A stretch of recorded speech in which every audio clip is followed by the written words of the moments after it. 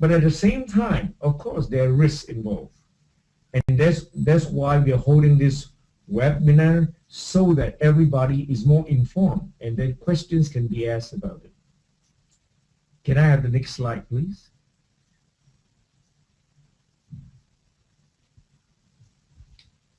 Looking at the business intelligence, and this is, of course, obtained by from the international development agencies. Altogether, there are 24 East Asia Pacific countries. And I'm comparing Myanmar with Vietnam, with Cambodia, Laos, and Thailand. Right now, you look at the starting a business, how difficult it is. The higher the number, the more difficult it is to start business. So starting a business in Cambodia, it ranks number 24. In terms of building things, construction, Cambodia is also the toughest country, whereas the easiest could be Thailand. Getting electricity, which is an interesting part, because not every country has constant supply of electricity. There are blackouts and there are brownouts. Vietnam takes the cake in there. In other words, they are the highest in terms of brownouts. That means a shortage of electricity supply. To register a property in a company's name or in a personal name, Cambodia is also you be quite difficult, whereas Thailand is the easiest. Getting credit when you enter a country to do business, you may want to get bank credit from the country. Laos happens to be the most difficult because there are just too few banks in there. And Vietnam is the easiest among all of them. Protecting investors. The protection of investors in Thailand, of course, is the best.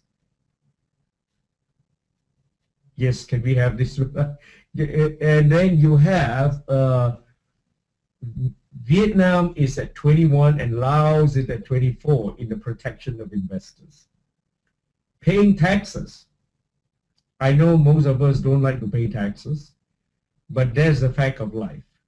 And you find that it's difficult, even if you want to pay taxes, it's difficult to pay in Vietnam and Laos. Cross-border trading, that means trading with the countries that surrounds a particular country. Cambodia is difficult, but Laos is even more difficult. Why? Because it is a landlocked country. There are no ports, not seaports, not airports. So airports you have, but not of international standard for moving goods. That's why Laos is difficult. Enforcement of contracts. You'll find that in Cambodia and Laos it's pretty difficult to enforce contracts, even if you have a contract at hand. What about resolving insolvency? In case somebody don't pay you and you want to take action, you'll find that in some of these countries it's difficult to be insolvent. Whether you want to be insolvent yourself and you want to close a company and start a new one, it faces difficulties. Now, where is Myanmar in all this? Right at this moment, there's no official record because it's really a green field country and it's a green field market. So therefore, it is anybody's guess.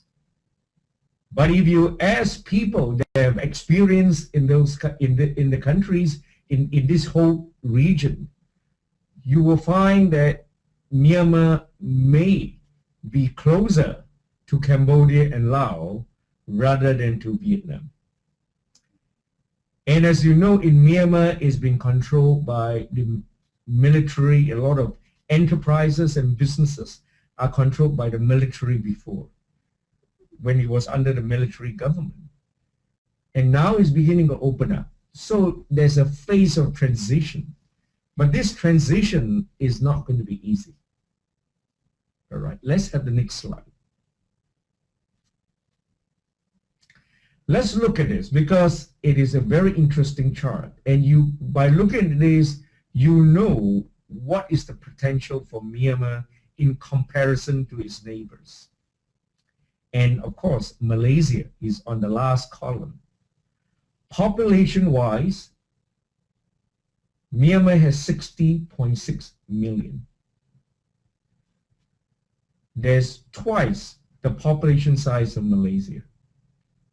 If you look at the other column, on the last column, MYS is Malaysia. So it is, in population size, it is similar to Thailand, which has 67.6 million. In any country, you must have the size of the population that will determine the growth. Is one of the factors. If you have a very small population, it's difficult to grow. Then you must, the next factor for economic growth is that you look at the labor force.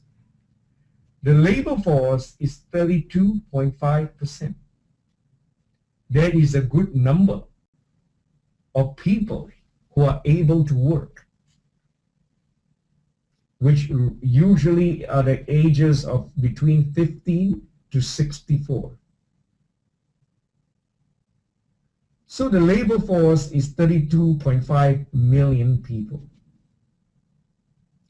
You look at Malaysia, at the last column is 11.9, and you see how Malaysia is growing. You look at Thailand, which is very similar to Myanmar, 39.6 million. So you can see that Myanmar has the potential to grow in the same way economically according to Thailand. The next area is you look at the critical mass of the urban population. Because if you have a large population but it's all over the place with distributed across a big land mass, then it doesn't have the critical focal points. But urban population tells you to a large extent how the urban population can grow and what is the level of migration from the rural countryside into the cities. Myanmar's urban population 34% which is exactly that of Thailand.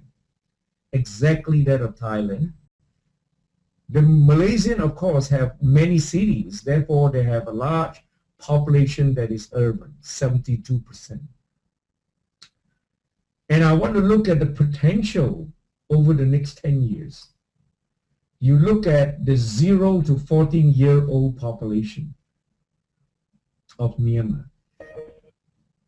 And in Myanmar, you have 27.1% of the population. That means almost a third of the population is 0 to 14 years old. That means these people within the next 10 years will definitely join the workforce. And I want you to compare that with Thailand, which is 19.5%. That means Thailand, the workforce, over the next 5 to 10 years is shrinking. If you have a business that is ongoing in Thailand, you need to look at these issues, whether there's potential workforce for you from 10 to 20 years onwards. And let's look at the median age. The median age, that means the most common age of the population, in Myanmar is 27. In Thailand, the median age is 34. What does that mean? That means the population is aging in Thailand compared to Myanmar. Let's look at now the next row, which is gross domestic product at purchasing power parity in terms